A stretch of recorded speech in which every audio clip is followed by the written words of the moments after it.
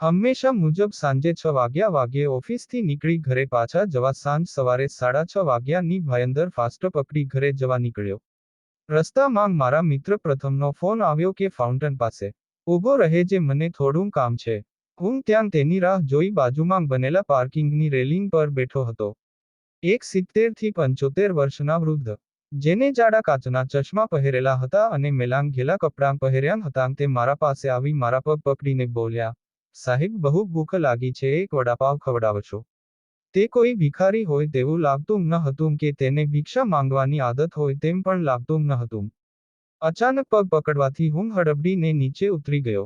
આ વ્યક્તિને જોઈ મને સંકોચ થયો. મેં કહ્યું, કાકા, ભૂખ લાગી છે. ને પછી ખિસ્સામાં હાથ નાખી 50ની નોટ કાઢી તેમના હાથમાં મૂકી તો તેઓએ તરત જ પાછી આપી કહે, નહીં ભાઈ, આટલા બધા નહીં, મને ફક્ત વડાપાવ જેટલા જ પૈસા આપો. હું જઈને 2 વડાપાઉં લઈ આવ્યો.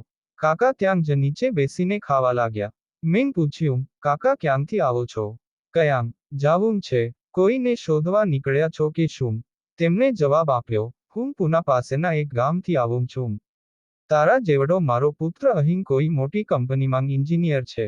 2 વર્ષ પહેલાં તેને મુંબઈમાં લવ મેરેજ કરેલાં. તેની ભણેલી પત્નીને અમારા ગામડિયા સાથે રહેવું ગમતું નથી, એટલે છોકરો અહીં તેની સાથે છેલ્લા 2 વર્ષથી અલગથી રહે છે. પરમ દિવસે તેનો અમારા પર ફોન આવ્યો હતો કે અમેરિકામાં નોકરી મળી છે. પત્નીને લઈને 10 વર્ષ માટે અમેરિકા જાય છે. મુંબઈથી તો વર્ષે દિવસે એકાદ વાર મળવા આવી જતો હતો, પણ હવે આટલું દૂર પરદેશ જતાં પહેલાં એકવાર તો મળીને જા. કહ્યું તો કહે, જલ્દી જાવું છે એટલે સમય નથી. મને થયું 10 વર્ષ હવે જીવન હશે કે નહીં કોને ખબર, એટલે હું જ મળી આવું. પાડોશી પાસે ઉછીના પૈસા લઈને ટિકિટની વ્યવસ્થા કરી. હવે મારી પાસે પૈસા નથી. 2 દિવસથી મુંબઈમાં ફરું છું, પણ લોકો કહે છે કે અહીં ફાઉન્ટન માંગ એરપોર્ટ નથી, એ તો અંધેરીમાં છે. પરંતુ મારા પુત્રએ તો મને આ જ સરનામું લખાવ્યું હતું. કહીને તેણે ખિસ્સામાંથી એક ચબરખી કાઢી બોલ્યા, આ મોબાઈલ પણ ખરાબ થઈ ગયો લાગે છે. 2 દિવસથી મારા દીકરાનો એક પણ ફોન નથી આવ્યો. મેં પૂછ્યું, તમે કેમ ફોન કરીને પૂછી નથી લેતા? તો કહે, મને ફોન કરતા નથી આવડતું. મેં તેમનો ફોન લઈ રિસીવ કોલનું લિસ્ટ કાઢીને 2 દિવસ પહેલાં આવેલા એકમાત્ર નંબર પર ફોન કર્યો તો સામેથી ફોન કટ કરવામાં આવ્યો.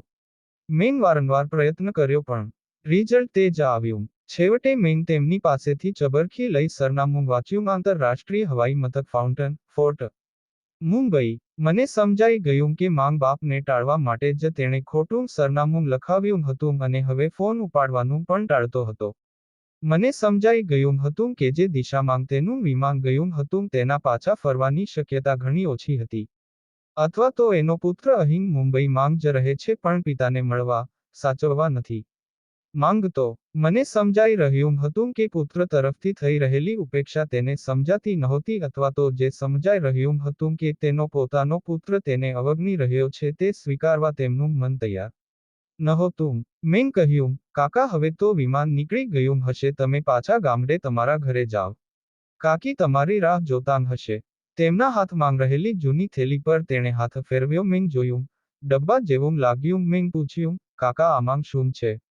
તેઓ બોલ્યા, આ તો મારા દીકરાને મોહનથાળ બહુ ભાવે એટલે તેની માંગે બનાવીને મોકલ્યો હતો.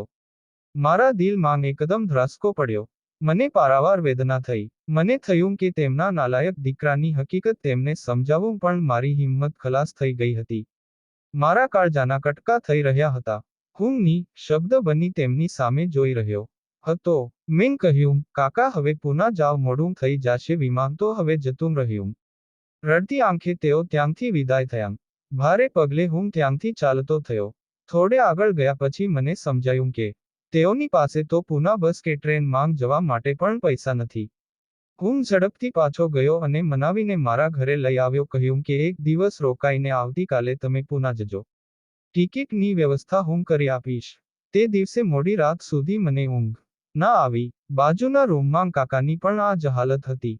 રહી રહીને મને એક જ વિચાર આવતો હતો કે ભૂખ ના માર્યા એક વડાપાવ માટે કાકલુદી કરતાં એ વૃદ્ધ શું પુત્ર માટે લાવેલા પોતાની પાસેના ડબ્બામાંથી એક મોહનથાળનું બટકું નહોતા ખાઈ શકતા. પણ એ મોહનથાળ તો માતાએ એના દીકરા માટે બનાવ્યો હતો ને.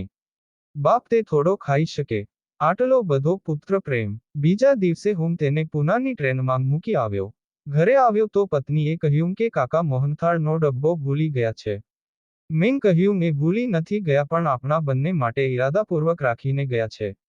આ પોસ્ટ તમારા પુત્રને જરૂર વંચાવશો જેથી એને સમજ આવે કે મારા માતા પિતા પણ આ કાકા જેટલો પ્રેમ કરતા હશે. જય શ્રી કૃષ્ણ.